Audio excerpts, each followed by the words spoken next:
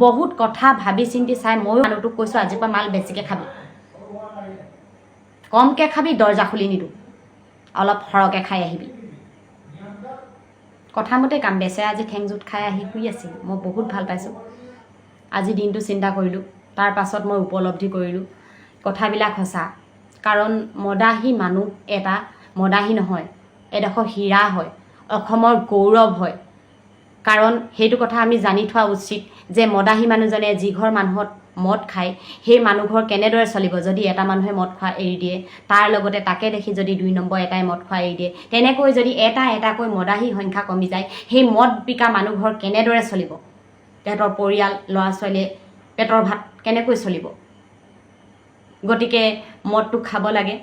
মদাহীসকলক মই পূৰ্ণ সমৰ্থন কৰিছোঁ। কাৰণ মদাহীসকলে যিখন দোকানৰ পৰা অকল মালেই খোৱা নহয়, মালৰ লগত খাবলৈ চানা আনে। 1টা 2টা 3টা 4টা মানুহে মাল খাবলৈ যায়। মাল খাবলৈ যাওঁতে 3টা মানুহে 3টা টোপোলা চানা নিলে, 4টা টোপোলা চানা নিলে। সেই চানাকেইটাই তেওঁলোকে মাল খায়। যদি সেই চানাকেইটা নোখোৱা হৈ যায়, মাল নোখোৱা হৈ যায়, তেন্তে সেই চানা দোকানখন কেনেকৈ চলিব? সেইখনতো ঘৰ পৰিবাৰ আছে, তেহেঁতিওতো চলিব লাগিব।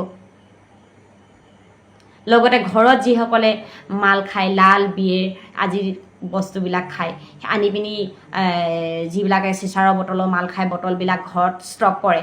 তাৰ ফলত ষ্টক কৰা বস্তুবিলাক কাবাৰীয়ে নিয়ে। কাবাৰীকেইটাই যদি তেনেকুৱা ধৰণৰ বটল নেপায়, তেহেঁতৰ পৰিয়ালটো কেনেকৈ চলিব? তেহেঁতৰ পৰিয়ালটো চলিবলৈ দিগদাৰ হৈ যাব। 1টা 2টা 3টা পৰিয়ালকে যদি চলাই আছে ল'ৰা ছোৱালীয়ে, এটা মদাহী এটা হীৰাতকৈ কম নহয়। গতিকে একদম সঠিক সিদ্ধান্ত লৈছে। কাৰণ তেওঁলোকে মদ খাবলৈ তেওঁলোকে টাৰ্গেট যিটো দিছে তাৰ সমান্তৰালকৈ চিন্তাও কৰিছে নহয় মদাহীকেইটাৰ কাৰণে। মানুহকেইটাই মদ খাওক, ঘৈণীয়েকহঁতকতো আঁচনিকেইটা ধুনীয়াকৈ দিছে ন। আৰু লগতে মদ খাই পিনি আপোনাৰ লিভাৰ, পেটু, আমঠু, কিডনী কিছুমান জাম হৈ যাব পাৰে। তাৰ ফলতো আপোনালোকক আয়ুষ্মান কাৰ্ড দিছে। আপোনালোকে মদ খোৱা কৰটো ডাইৰেক্ট চৰকাৰলৈ যাব। চৰকাৰে সেইটো পইচা নাখায়। চৰকাৰে সেইটো পইচা আপোনাক যিটো মদ খাই পিনি কিডনী, লিভাৰ, আমঠু, পেটুবোৰ যে বেয়া হ'ব, তাৰ ওপৰতে আপোনালোকক লাখ টকা আপোনালোকৰ ট্ৰিটমেণ্টৰ কাৰণে দিব।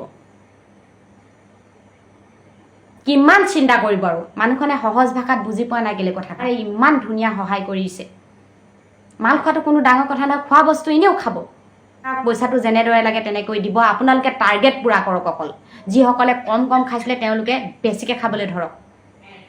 কাৰণ বেমাৰ হ'লেও চিন্তা নাই, মামাই চাব। আৰু সেই 3-4টা পৰিয়ালৰ কথাও চিন্তা কৰক। দেশখন মদাহী হওক, আগবাঢ়ি যাওক, মদৰ নিচাত আমোলমোল হওক। কাৰণ হস্পিটেলবিলাক ধুনীয়াকৈ মদাহীবিলাকক বেডিং হোৱাবলৈ ফিটিং কৰি থৈছে। আয়ুষ্মান কাৰ্ডৰ সহায়ত দেখাব, দেহাও ঠিকে থাকিব। আৰু মানুহজনীহঁতৰ ইয়াত অৱদান বেছি। মানুহজনীহঁতে জোৰ কৰি মাল খুৱাবই লাগিব মানুহহঁতক। কাৰণ আঁচনিৰ কথা আছে। ৰাজ্য চৰকাৰে যদি মদৰ পৰা কৰ নেপায়, তেন্তে হ'লে আঁচনি কেনেকৈ হ'ব? অৰুণোদয়টো কাটি দিবও পাৰে নহয়, ঠিকনা নাই নহয়। বহুত কথা, আকৌ 10,000 টকা পোৱা কথা আছে। বহুত কথা ভাবি চিন্তি চাই ময়ো মানুহটোক কৈছোঁ আজিৰ পৰা মাল বেছিকৈ খাবি, কমকৈ খাবি, দৰ্জা খুলি নিদিওঁ, অলপ সৰহকৈ খাই আহিবি।